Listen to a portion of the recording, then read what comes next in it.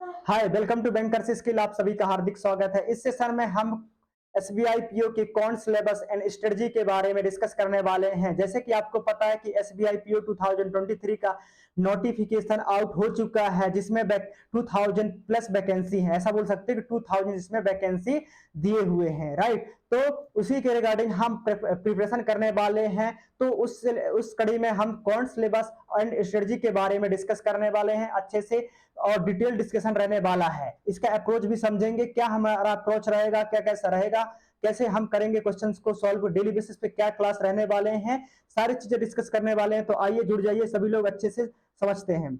Like share and subscribe करना बिल्कुल भी नहीं भूलना चैनल को, राइट। तो चलिए स्टार्ट करते हैं। सबसे पहले है हमारा टॉपिक क्या रहने वाला है, किसके अकॉर्डिंग हम स्टार्ट करेंगे, कैसे स्टार्ट करने वाले हैं, सारी चीजें डिस्कस करते हैं। तो सबसे पहले हम सिंप्लीफिकेशन। तो ये हमारा काउंट का सिलेबस है जो आपके पास आपके सामने अपीयर हो रहा होगा स्क्रीन में आप देख पा रहे हैं। सिंप्लीफिकेशन सिंप्लीफिकेशन एक ऐसा टॉपिक है, देखो जब भी हम मैथमेटिक्स या काउंट के बारे में डिस्कस करते हैं तो आपके माइंड में प्लस माइनस डिवीजन मल्टीप्लीकेशन जरूर आता ही होगा। वाई? बिकॉज इसके बिना इसके बिना मैथमेटिक्स कुछ भी नहीं है, ठीक है। मैंने बोला आपके गणित आता है, आपको मैथ आता है आपको, तो आप बिल्कुल क्या कहेंगे, आपका मतलब तो यही आएगा ना कि plus minus division multiplication. Question मैंने तो आपसे पूछा नहीं, जब भी मैथमेटिक्स सोचते हैं तो हमारे माइंड में तो सिर्फ और सिर्फ सबसे ज्यादा पहले आता है मल्टीप्लीकेशन, डिवीजन और प्लस माइनस, ये सारी चीजें आता है, राइट। तो उसी कड़ी में सबसे पहले हम हमारा जो अप्रोच रहेगा, सबसे पहले सीखना उसी चीज को सीखना है, मतलब कि सिंप्लीफिकेशन को। तो सिंप्लीफिकेशन में एडिशन, सब्सट्रैक्शन, मल्टीप्लीकेशन, डिवीजन, इन सबको मिला के और सब कुछ अदर ऑपरेशन को मिला के हम सिंप्लीफिकेशन कहते हैं। देन हमारा नेक्स्ट टॉपिक है अप्रोक्सीमेशन। अप्रोक्सीमेशन में आपको वैल्यू को एग्जैक्ट फाइंड करने की जरूरत नहीं होती, इसमें आपको नियरेस्ट वैल्यू फाइंड करने की जरूरत होती है, राइट। देन देन इसके बाद हमने क्वाड्रेटिक इक्वेशन होता है। क्वाड्रेटिक इक्वेशन को हिंदी में बोलते हैं द्विघातीय समीकरण। नेक्स्ट है हमारा नंबर सीरीज। नंबर सीरीज में आपको कुछ पैटर्न में क्वेश्चन दिए होते हैं, जिसमें आपको उस पैटर्न को, लॉजिक को फाइंड आउट करना होता है और इसके नेक्स्ट टर्म को आपको बताना होता है, राइट। Number series. देन आपका परसेंटेज होता है। परसेंटेज के बाद ratio and proportion, mixer and alligation, profit and loss, work, time and work. इसके बाद है speed, time and distance. Then after simple and compound interest भी है। Then data interpretation. Data interpretation को हम शॉर्ट फॉर्म में डीआई बोलते हैं। तो ये जो डेटा इंटरप्रिटेशन है हमारे एग्जाम के पॉइंट ऑफ व्यू से बहुत ज्यादा इंपॉर्टेंट होता है, बिकॉज सबसे ज्यादा स्कोरिंग भी होता है और सबसे ज्यादा क्वेश्चन भी इसी से पूछे जाते हैं। डिफरेंट डिफरेंट टाइप्स के डीआई सेट पूछे जाते हैं क्वेश्चन एग्जामिनेशन में, जैसे कि bar graph, line graph, radar graph, pie chart, table chart, के स्लेट, अर्थमेटिक डीआई, है ना। तो कुछ इस टाइप के डेटा सेट आपसे पूछे जाते हैं। डेटा सेट, है ना, आपको टेंशन लेने की बिल्कुल भी जरूरत नहीं है। इतने सारे टफ टफ जो वर्ड लिखे हुए हैं, आपको घबराना नहीं कि इतने बड़े टफ है तो हम कैसे समझेंगे। जैसे जैसे टॉपिक हम कंप्लीट करते जाएंगे, आते जाएंगे, आपको सारा कुछ समझ में आता चलेगा अच्छे से, राइट। तो ये हमारा डेटा इंटरप्रिटेशन का पार्ट है, जिसमें ये सारी चीजें हम डिस्कस करने वाले हैं और बहुत ही ज्यादा इंपॉर्टेंट होता है ये, बिकॉज इसी से अगर आपको इसी पार्ट को आप अच्छे से कर ले तो आपका मेंस तो यूं ही निकल जाता है अच्छे से, ठीक है। बहुत ज्यादा स्कोरिंग होता है और आपको सारी चीजें आसान भी होता है, स्कोरिंग होता है, आसान भी होता है, ठीक है। इसके बाद होता है ये permutation and combination, probability probability mensuration, जिसमें मेंसुरेशन में 2D और 3D शेप्स ही पूछे जाते हैं, जैसे सिलेंडर, कोन, स्फीयर, छोटे छोटे, ज्यादा कुछ नहीं पूछे जाते हैं, ठीक है ना, मेंसुरेशन में। तो ये तो था हमारा काउंट का सिलेबस एसबीआई पीओ, या हम ऐसा बोल सकते हैं जो भी बैंकिंग के एग्जाम है सभी के लिए सेम टॉपिक होता है, बस एग्जाम जो क्वेश्चन का लेवल डिफरेंट होता है। क्वेश्चन जो पूछता है एग्जामिनर, उसका लेवल चेंज होता जाता है, बिकॉज एसबीआई पीओ सबसे प्रेस्टिजियस जो है, बहुत शानदार जॉब होता है, इसलिए उसमें थोड़ा सा लेवल ज्यादा होता है in compare to other banking exam. अगर कंपेयर करें तो उनसे थोड़ा सा टफ होता है एग्जाम इसका, बाकी सिलेबस सेम ही होता है सभी पूरे बैंकिंग के लिए, ठीक है ना, राइट। देन आफ्टर हमारा अप्रोच क्या रहेगा, हमारा स्ट्रेटजी क्या रहने वाला, हम क्लास कैसे करेंगे। तो ये जो टॉपिक दिए हुए हैं, जैसे मैंने टॉपिक लिया है ना, इसी सीक्वेंस में हम क्लास को करने वाले हैं, राइट। इसी सीक्वेंस को क्लास में करेंगे। सबसे पहले हम सिंप्लीफिकेशन डिस्कस करेंगे, देन आफ्टर अप्रोक्सीमेशन डिस्कस करेंगे, क्वाड्रेटिक इक्वेशन डिस्कस करेंगे, नंबर, ऐसे डे बाय डे इन सबको डिस्कस करेंगे वन बाय वन, ठीक है ना, धीरे धीरे से सब कुछ डिस्कस करेंगे। हो सकता है कि एक टॉपिक में हमको 3 to 4 लेक्चर लग सकते हैं, क्योंकि हमको डिटेल में डिस्कस करना है, जीरो से मतलब ए से लेकर आपको जेड तक, ए से लेकर जेड तक समझाया जाएगा, ए टू जेड, इसीलिए बोलते हैं ए टू जेड क्लास है ये, ठीक है, कंप्लीट डिस्कशन करेंगे, राइट। तो ये सारी चीजें हम सीक्वेंस बेस में डिस्कस करने वाले हैं, ठीक है, इसी बेस में सारी चीज डिस्कस करेंगे। चलो चलो अब आगे देखते हैं कैसा ऐसा रहने वाला है हमारा और भी, ठीक है। तो ये हमारा पहला क्लास है, फर्स्ट क्लास है, उसमें थोड़ा बहुत हम क्वेश्चन भी डिस्कस करेंगे और अप्रोच भी समझेंगे। तो ये है हमारा सिंप्लीफिकेशन के कुछ क्वेश्चन। सबसे पहला क्वेश्चन है, देखो सिंप्लीफिकेशन के सबसे सिंप्लीफिकेशन आपके माइंड में आता है सबसे पहले तो आपको सबसे एक अप्रोच याद रखना है, एक मेथड याद रखना है, वो मेथड है आपका बोर्ड मास। क्या है? बोर्ड मास। बोर्ड मास का इंडिविजुअल मीनिंग इसका क्या होता है? इसका मतलब होता है बी मतलब ब्रैकेट, बी मतलब ब्रैकेट, ओ मतलब होता है ऑफ, और डी मतलब होता है डिवीजन, एम मतलब होता है मल्टीप्लीकेशन,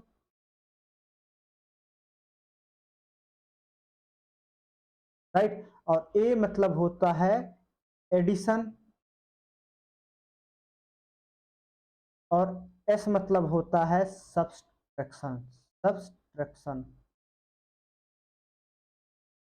राइट। तो ये है आपके व्हाट, आप बोर्ड मास का मीनिंग है ना, ये एब्रीविएशन है, इसका मीनिंग क्या होता है? Bracket of division multiplication addition subtraction. मतलब कि जब भी क्वेश्चन आपको सिंप्लीफिकेशन के आएंगे तो आपको इसी सीक्वेंस में आपको सॉल्व करना है। सबसे पहले अगर ब्रैकेट है तो ब्रैकेट के क्वेश्चन को सॉल्व करेंगे, और ब्रैकेट भी 3 टाइप्स के होते हैं, small bracket, medium bracket, then big bracket. इसके बाद ऑफ है, तो ऑफ की प्रायोरिटी सेकंड होती है, ऑफ का मतलब होता है मल्टीप्लाई, ऑफ के ऑफ का प्रायोरिटी सेकंड में होता है, भले ही मल्टीप्लाई का होता है, ठीक है। इसके बाद डिवीजन का प्रायोरिटी, देन मल्टीप्लीकेशन होता है, देन एडिशन, देन सब्सट्रैक्शन, तो लास्ट में आपको सब्सट्रैक्ट करना होता है। ये आपको याद रखना है, इसी सीक्वेंस में आप क्वेश्चन को सॉल्व करेंगे तभी आपका क्वेश्चन सही होगा, नहीं तो आपका आंसर गलत हो जाएगा, याद रखना है, ठीक है। तो इसी को याद रखते हुए इसको हम सॉल्व करेंगे। ये पहला हमारा क्वेश्चन है। तो देखो, अगर ये प्लस भी है और माइनस भी दिया हुआ है तो इस टाइप के क्वेश्चन में क्या अप्रोच रखना है? जैसे आपने यूनिवर्सल मेथड आप पहले करते आए हो, कैसे 8 9 5 9 प्लस 6 5 8 9, इसके बाद 9 प्लस 9 इज 18 तक 8, 1 कैरी, तो 6 plus 8 is 14, and 9 plus 14 and 15, and 8 and 6 14 and 15, तो ऐसा 15,548 इस इन दोनों का आंसर आया। लेकिन आपको ये वाला अप्रोच अब याद नहीं रखना है, भूल जाना है। अब आपको दूसरा अप्रोच जो कि एग्जाम क्लियर करने के लिए जरूरी है, उस टाइप के अप्रोच में आपको वर्क करना है। और हो सकता है कि आपको स्टार्टिंग में थोड़ा टफ लगे, लेकिन जैसे जैसे आप हैबिचुअल हो जाओगे तो आपको बिल्कुल भी दिक्कत ना आएगी, ओरली आप कर सकते हो, ठीक है। तो यहाँ पे हमने देखा इसमें 4 डिजिट है, इसमें भी 4 डिजिट है, इसमें भी 4 डिजिट है, इसमें भी 4 डिजिट है। जरूरी नहीं है कि हर इसमें 4 डिजिट ही हो, सेम डिजिट ही हो सकता है किसी में 2 डिजिट हो, 1 डिजिट है, 4 डिजिट है, 5 डिजिट है, कोई भी रहना। अगर इसमें सपोज 3 डिजिट होता तो आपको इसको बाद में लेना था, इसको भूल जाना था, राइट। हम धीरे धीरे सब समझेंगे वन बाय वन। तो सबसे पहले इनको 4 डिजिट है तो इनको कैसे सॉल्व करेंगे? तो सबसे बिगेस्ट प्लेस में कौन सा है? 8 है, 6 है, 9 है, 7 है। बिगेस्ट प्लेस में मतलब लेफ्ट साइड, है ना। तो सबसे इनको ऐड करेंगे, ये 8 प्लस 6 है, मतलब 8 प्लस 6 होता है 14, 14 माइनस 9 कितना हो जाएगा? 5, एंड 5 प्लस 7 इज व्हाट? 12। तो 12,000। 3 जीरो क्यों लिख दिया? बिकॉज 3 डिजिट और लेफ्ट रह जा रहे हैं लास्ट में, दैट्स वाई मैं यहाँ 3 जीरो ऐड कर दिया। इसके बाद प्लस, तो बचा ये वाला 9 plus 5 is 14, 14 minus 6 is what? 14 minus 6 is 14 में से, अगर 14 में से मैं 6 माइनस कर दूं तो कितना आ जाएगा? 8, और 8 plus 9, 8 plus 9 is equal to 17। तो 17 के बाद 2 जीरो है, 2 जीरो लगाएंगे, बिकॉज 2 जीरो, अब 2 डिजिट आपका रिमेनिंग रह जा रहा है यहाँ पे, राइट। इसके बाद 5 plus 8 is 8 5 13, 13 plus 13 minus 5 is once more 8, 8 plus 8 is 16, इसके बाद 1 जीरो, वाई बिकॉज 8 डिजिट रहता है, plus 6 plus 9 is 15, 15 minus 8 is 7, 7 plus 6 is 13। तो ये अब इसको सॉल्व करना बहुत आसान हो जाएगा, इसको प्लस करना बहुत आसान हो जाएगा। 12,000 प्लस 1,000, 13,700 प्लस 1 873। तो 13,873 is what is correct answer for this question. ऐसा समझ में 13,873। ठीक है, तो देखो जो क्वेश्चन रहेंगे हमारा हिंदी में, हिंदी इंग्लिश दोनों में रहेगा। ठीक है, हिंदी इंग्लिश दोनों में रहेगा और एक्सप्लेनेशन भी हिंदी इंग्लिश दोनों में होगा, मतलब कि बाइलिंगुअल क्लास रहने वाला है, आपको बिल्कुल भी दिक्कत नहीं आने वाली। ठीक है, आगे देखते हैं। नेक्स्ट क्वेश्चन हमारा ये रहा। तो नेक्स्ट क्वेश्चन में 5896, तो वही अप्रोच रखना है जो हमने प्रीवियस क्वेश्चन में रखा है। क्या करना है, सबसे पहले 5 plus 6 is 11, 11 plus 5 is 16, 16 minus 5 is 11, 16 minus 5 is 11, तो 11,000। वाई बिकॉज 3 डिजिट रहते हैं लास्ट में, दैट्स वाई। इसके बाद 8 plus 9 is 17, 17 plus 4 is 21, 21 minus 4 is कितना हो जाएगा 17, 1700 plus 9 plus 5 is what 14, 14 plus 6 is 20, 20 minus 9 is 11, 11 what 11। इसके बाद plus then after 6 plus 8 is 14, 14 minus 9 is 23, 23 plus minus 8 is 15, इस टाइप का। अब इसको ऐड करना बहुत आसान हो जाएगा। 11,000 प्लस 1,000, 12,000, 7 प्लस 8 12,825, 12,825 मतलब कि 12,825 is what correct answer for this question। आई बात समझ में? तो ये तो थे हमारे दो क्वेश्चन हमने डिस्कस किया नॉर्मली।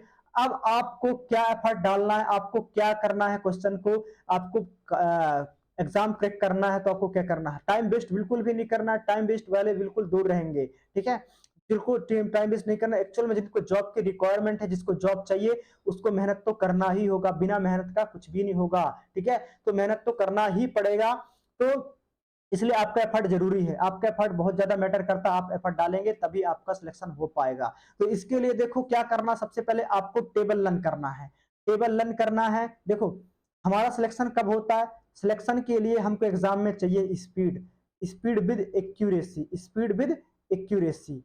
एक्यूरेसी मतलब गलत नहीं होना चाहिए क्वेश्चन। ठीक है, एक्यूरेसी भी आपका होना चाहिए। स्पीड विद एक्यूरेसी, स्पीड किससे आती है, प्रैक्टिस एंड राइट अप्रोच से। किससे, प्रैक्टिस एंड राइट अप्रोच से। अगर आपका अप्रोच राइट है, अच्छा डायरेक्शन, सही डायरेक्शन में आप प्रैक्टिस कर रहे हो, तभी आपका स्पीड बढ़ेगा। नहीं आप तो प्रैक्टिस सालों करते रह जाओगे तो कुछ भी नहीं होगा। राइट, आपको राइट डायरेक्शन में आपको प्रैक्टिस करना है, याद रखना है, आपको राइट अप्रोच आपको रखना है। आए बात समझ में? तो आपकी स्पीड किस पे डिपेंड होता है, प्रैक्टिस और राइट अप्रोच, इन दोनों चीजों पे आपको और कॉन्सेप्ट पे, वही बात है कॉन्सेप्ट पे, मतलब राइट अप्रोच मतलब कॉन्सेप्ट। अगर आपने कॉन्सेप्ट सीख लिए, राइट अप्रोच रख रहे हो, प्रैक्टिस कर रहे हो, तो आपको स्पीड आने से कोई भी नहीं रोक सकता, बिल्कुल भी। ठीक है, आई बात समझ में? तो उसके लिए आपको क्या करना पड़ेगा, राइट अप्रोच तो हम सिखाएंगे, सिखाएंगे सारी चीजें। उसके लिए आपको टेबल लर्न करना होगा 30 तक, 30 तक। देखो अगर आप इसको 20 तक करते हो तो ये भी एनफ है, नो डाउट। लेकिन अगर आपको लोगों से आगे चलना, वन स्टेप आगे, बिल्कुल 20 तक तो हर कोई करता है, हर कोई आपको सजेस्ट कर देता है कि 20 तक कर लें। लेकिन आप एग्जाम है, कंपटीशन एग्जाम है, कंपटीशन एग्जाम में हर किसी को आगे चलना होता है, अपने आप को शो करना होता है। दैट्स वाई आपको सबसे आगे रहने के लिए आपको 30 तक टेबल लर्न कर लेना है। आपको सपोज 30 तक टेबल मैंने बोला, तो अगर डेली बेसिस पे 1 टेबल लर्न करोगे, मैं ऐसा मान के चलता हूं कि आपको 10 या 11 तक तो टेबल लर्न होगा ही होगा, इतना सभी को याद रहता है। इसके बाद आपको 12 से स्टार्ट करना है, 12 से 30 तक जाने के लिए कितने बचे, कितने होंगे, मैक्सिमम 18 टेबल बचे होंगे। ठीक है, 18 या 19 टेबल, तो इनको 18 टू 19 डेज में आप कंप्लीट कर लोगे। एक टेबल आपको 1 डे करना है। ठीक है, 1 डे करना, ज्यादा आपको दिमाग लगाने की एक ही साल में सब कुछ कर लो, बिल्कुल भी ऐसा नहीं करना है। आपको अच्छे से करना है, एक टेबल एक दिन में, तो धीरे धीरे से आपको विद इन 1 मंथ आपको रिजल्ट दिखने लगेगा सारी चीजें।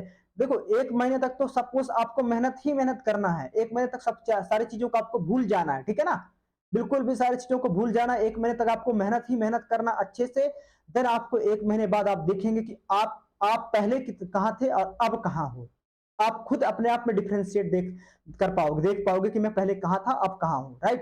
देन आपके बाद स्क्वायर लर्न करना है। स्क्वायर 30 से 40 तक पता होना चाहिए, ठीक है। स्क्वायर क्या होता है, जैसे किसी नंबर को उसी नंबर से मल्टीप्लाई कर दें तो स्क्वायर हो जाता है। जैसे मैंने लिया 2, अगर मैं 2 को 2 से मल्टीप्लाई कर दूं तो ये हो जाएगा 2 का स्क्वायर, ये हो जाएगा 2 का स्क्वायर, और 2 का स्क्वायर होता है 4 के बराबर, मतलब 2 multiply by 2 is equal to 4, और 4 इज इक्वल टू 2 का स्क्वायर, ठीक है। या मैं ले लूं 8, तो 8 का 8 मल्टीप्लाई 8 करूंगा तो ये हो जाएगा 8 का स्क्वायर, 8 का स्क्वायर होता है 64 के बराबर। या आप 11 ले लो, तो 11 मल्टीप्लाई बाई 11 करोगे तो 11 का स्क्वायर, 11 का स्क्वायर करेंगे तो 121 होगा।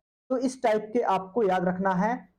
स्क्वायर 30 से 40 तक याद होना चाहिए। इसके साथ साथ याद होने के साथ साथ आपको बेसिक अप्रोच मतलब जनरल अप्रोच भी पता होना चाहिए। तो कभी कभी 98 का स्क्वायर आ जाए, 98 का स्क्वायर आ जाए तो आपको कैसे फाइंड करना, ये अप्रोच भी पता होना चाहिए, और वो अप्रोच सिखाने की जिम्मेदारी हमारी है बिल्कुल। जो भी बेस्ट से बेस्ट हो सकता है वो डिलीवर करेंगे हम आपको, जो कि बिल्कुल बहुत ज्यादा हेल्प करेगा आपको, हम, ठीक है ना। ऐसा जो बहुत ज्यादा शॉर्टेस्ट होगा और बहुत ज्यादा हेल्प करेगा उसी टाइप के हम आपको डिस्कस समझाएंगे, ठीक है, अप्रोच। इसके बाद स्क्वायर में आपको बताया कितना लर्न करना, इसके बाद जनरल अप्रोच सीखना बिल्कुल भी नहीं भूलना है, राइट। इसके बाद देन देखते हैं क्यूब। क्यूब क्या होता है, किसी भी नंबर को उसी नंबर मतलब 3 टाइम मल्टीप्लाई कर दोगे तो क्यूब बन जाता है। जैसे मैंने 2 ले लिया, तो 2 को 3 टाइम्स मल्टीप्लाई करना है उसी से सेम नंबर से, तो ये हो जाएगा 2 का क्यूब, 2 की पावर 3 इज इक्वल टू 8 के बराबर होता है। या मैं ले लिया 9, तो 9 को 9 multiply by 9 multiply 9 is equal to 9 का क्यूब, और 9 का क्यूब होता है 729 के बराबर, ठीक है। तो ये आपको पता होना चाहिए कहां तक, 15 से लेकर 20 तक याद होना चाहिए। इसके साथ साथ आपको जनरल अप्रोच, इसका जनरल अप्रोच भी पता होना चाहिए कि कैसे निकाल सकते हैं। ये तो याद करने की बात हुआ, जनरल अप्रोच भी पता होना चाहिए कुछ कुछ चीजों का, ताकि आप बड़े बड़े नंबर दे दें तो आप आसानी से निकाल पाओ, ठीक है। आए बात समझ में। नेक्स्ट बात करेंगे फ्रैक्शन वैल्यू। तो फ्रैक्शन वैल्यू होता क्या, फ्रैक्शन क्या होता है ये समझेंगे। पहले इसको मैं रेस कर देता हूं। देखो जो इंपॉर्टेंट है आपको नोट डाउन करते हुए चलना है, नोट डाउन करते हुए चलना है, बिल्कुल मैं आपको बार बार बता रहा हूं, भूलना बिल्कुल भी नहीं है। आप पेपर कॉपी लेके बैठेंगे क्लास के लिए, और अच्छे से सारी चीजें जो न्यू लग रहे हैं आपको नोट डाउन करते चलना है बिल्कुल। जब मैं आपको पढ़ाऊंगा तो आपको आसान लगेंगे, लेकिन जैसे जैसे जब आप क्वेश्चन खुद से सॉल्व करोगे तो टफ लग सकता है। दैट्स वाई आप सारी चीजों को बार बार वीडियो देखोगे नहीं, बार बार वही वही खोल के देखोगे नहीं, टाइम वेस्ट तो करना नहीं है। दैट्स वाई आपको क्या करना है, बिल्कुल भी नोट डाउन करके करते हुए चलना है, ठीक है। इसके बाद फ्रैक्शन वैल्यू, फ्रैक्शन क्या होता है, जैसे मैंने A and B, A and B को मैं फ्रैक्शन में रिप्रेजेंट कर दिया ए बाई बी, मतलब ए अपॉन बी, ठीक है। और इसी को ए को इसको बोलेंगे न्यूमरेटर, मतलब जो ऊपर होता है उसको इंग्लिश में न्यूमरेटर बोलते हैं, और हिंदी में हर अंश बोलते हैं। क्या बोलते हैं, अंश। हम इसको थोड़ा इरेज करके,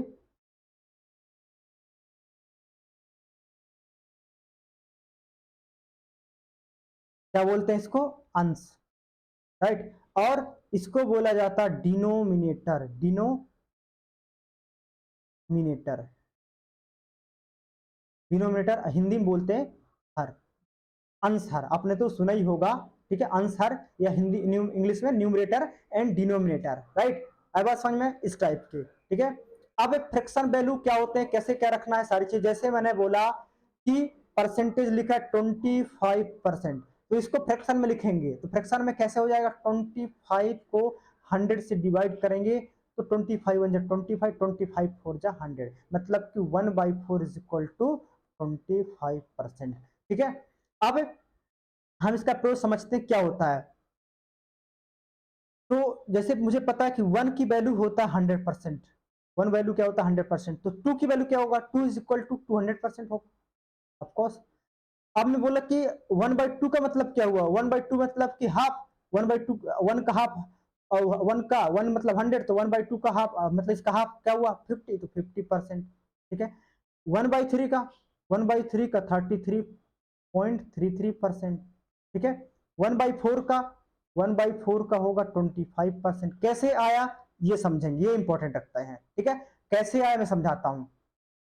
किसी भी फ्रैक्शन वैल्यू को, मतलब कि जब फ्रैक्शन वैल्यू आप दिया हुआ है, फ्रैक्शन दिया हुआ है, तो फ्रैक्शन से आपको परसेंटेज में जाना, मतलब फ्रैक्शन टू परसेंटेज में जाना, तो आपको कुछ भी नहीं करना है, मल्टीप्लाई कर देना है 100 से, बात खत्म। जैसे यहाँ पे लिखा है 1/2, 1/2 को आप परसेंटेज में लिखना है तो 1/2 यहाँ लिखा और इसको मल्टीप्लाई कर देना 100 से, तो इसको सॉल्व करेंगे तो ये हो जाएगा 59, आ गया 50%, खत्म बात। जैसे 1/4 होगा तो इसको भी 100 से मल्टीप्लाई करेंगे तो इसको सॉल्व करेंगे तो ये हो जाएगा 25%, खत्म बात। आएगा समझ में? ठीक है, तो 1/2 मतलब 1/2 मतलब 50%, 1/4 मतलब 25%, ऐसा आता। मतलब फ्रैक्शन से परसेंटेज में जाने के लिए आपको कुछ नहीं करना है, 100 से मल्टीप्लाई कर देना, सिंपल। ठीक है ना? आएगा समझ में? चलिए, अगर ऐसा हुआ, अब सपोज परसेंटेज से फ्रैक्शन में जाना हो, मतलब कि परसेंटेज से फ्रैक्शन में जाना है तो क्या करेंगे? परसेंटेज से फ्रैक्शन में जाना है तो क्या करेंगे? तो जैसे यहाँ पे लिखा है 25%, 25% लिखा है। अब इसको फ्रैक्शन में कन्वर्ट करना है तो क्या करना है? इस केस में आपको डिवाइड कर देना है 100 से, कुछ भी नहीं करना। मतलब 25 न्यूमरेटर में आ जाएगा और डिनोमिनेटर में 100 आ जाएगा। तो 25 वन 25 और 25 4 100, इट मीन्स क्या हो जाएगा 1/4। तो 25% इज इक्वल टू क्या हो जाएगा? 1/4 के बराबर। आएगा समझ में? क्या रखना है, ठीक है ना? समझ में आया ना? बढ़िया, अच्छे से, कोई दिक्कत? आई होप कोई भी प्रॉब्लम नहीं होगी, ठीक है ना? तो आप परसेंटेज को फ्रैक्शन में कन्वर्ट कर सकते हो, किससे? परसेंटेज टू फ्रैक्शन में जाओगे तो डिवाइड करना पड़ेगा 100 से, और फ्रैक्शन से परसेंटेज में जाओगे तो मल्टीप्लाई करना होगा 100 से। परसेंटेज टू फ्रैक्शन डिवाइड और फ्रैक्शन टू परसेंटेज मल्टीप्लाई, ठीक है? है बात समझ में? अब कुछ चीजें आपको याद करना फ्रैक्शन की वैल्यू को, क्योंकि सारी चीजें तो आप कर देंगे, टाइम वेस्ट करना नहीं है। दैट्स व्हाई आपको 1/20 तक, 1/25 तक फ्रैक्शन वैल्यू आपको पता होना चाहिए। जैसे 1/25 का फ्रैक्शन परसेंटेज वैल्यू क्या होता है? 4% के बराबर। तो ये टेबल दिए हुए हैं, इसमें कुछ ये, इनको आपको नोट डाउन करना, अपने कॉपी में अच्छे से लिख लेना है। जैसे 1/2 का मतलब होता है 50%, 1 मिनट। 1/2 का मतलब होता है 50%, 1/3 का मतलब होता है 33.33% और 33 कंप्लीटेड 1/3%, 1/4 का मतलब 25%, 1/5 का मतलब 20%, 1/6 का मतलब 16.66% और 16 कंप्लीटेड 2/3%, 1/7 का मतलब 14.28% और 14 कंप्लीटेड 2/7%। तो ये सारी चीजें लिखे हुए यहाँ तक, ये 1/25 तक ये सारी वैल्यू आपके पास सामने आपके स्क्रीन में विजिबल है। इनको आपको नोट डाउन कर लेना है, ठीक है ना? अच्छे से लिख लेना है, या स्क्रीनशॉट कर शॉट लेके रख सकते हैं। स्क्रीनशॉट रखेंगे तो आप उसमें नजर नहीं ज्यादा, ज्यादातर लिख लेंगे, नोट डाउन कर लेंगे अच्छे से, तो ज्यादा बेहतर होगा आपके लिए। आई बात समझ में? चलिए, तो अब एक क्वेश्चन देखते हैं इसी फ्रैक्शन वैल्यू को यूज करते हुए। पहला ये क्वेश्चन है हमारा 20%। जैसे इसको आसान कैसे सॉल्व कर सकते हैं? अगर आपको फ्रैक्शन वैल्यू नहीं पता होता तो आप क्या करते? कुछ इस टाइप का करते, 20% और परसेंट हटता तो यहाँ पे 100 आ जाता, मल्टीप्लाई 4545। अब इसको सॉल्व करते तो बहुत ज्यादा टाइम लगता है, तो दैट्स वाई ये वाला प्रोसेस आपको नहीं अपनाना, बल्कि 20% का फ्रैक्शन वैल्यू क्या होता है? 1/5 का होता है, और मल्टीप्लाई बाई 4545। इसको सॉल्व करेंगे तो 5 9 जा जाएगा, खत्म बात। मतलब कि 909, इसका आ गया प्लस था तो प्लस लगाया। 12.5% का फ्रैक्शन वैल्यू क्या होता है? 1/8, 1/8 ऑफ 6464, तो 8 8 जा, तो 9 + 8 इज 1717। तो इस पर्टिकुलर क्वेश्चन का आंसर क्या आ गया? 1770, ठीक है? और हम अदर नेक्स्ट सेशन में और भी डिस्कस करेंगे भाई, अच्छे क्वेश्चन डिस्कस करेंगे। अभी मैं आपको देखा कि आपको एफर्ट बताया कि क्या क्या एफर्ट आपको लगाना है, कैसे आप अच्छे से कर सकते हो। देखो, 1 महीने तक बिल्कुल आपको ब्लाइंडली विश्वास करके, बिलीव करके मेरे पे आपको मेहनत करना है।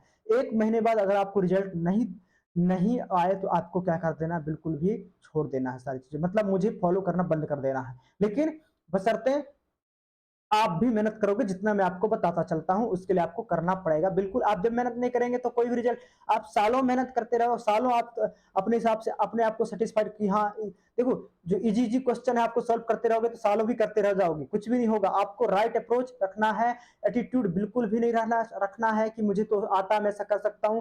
आपको जीरो से शुरुआत करना, सोच लेना, भले आपको आता फिर भी सोचना कि मुझे कुछ भी नहीं आता, तभी आप सीख पाओगे। नहीं आपके माइंड में लगेगा कि अरे मेरे को तो ये आता है, तो ऐसे में आपका कुछ भी नहीं आएगा। जो आपसे बिल्कुल नीचे होगा वो बंदा भी आपको सिलेक्शन लेके चला जाएगा और आप बिल्कुल वहीं के वहीं रह जाओगे। तो आपको ऐसे सेट होकर रखना कि मुझे कुछ भी नहीं आता और वहां से स्टार्ट करना है और अच्छे से प्रैक्टिस करना है, मेहनत करना है, वीडियो देखना है और जो प्रैक्टिस करने के लिए बोला जाएगा प्रैक्टिस करना है। धीरे धीरे से हम सारे पीडीएफ भी टेलीग्राम में पीडीएफ प्रोवाइड करेंगे, उसमें आपको डाउनलोड करके सॉल्व करते रहना है क्वेश्चन को, ठीक है।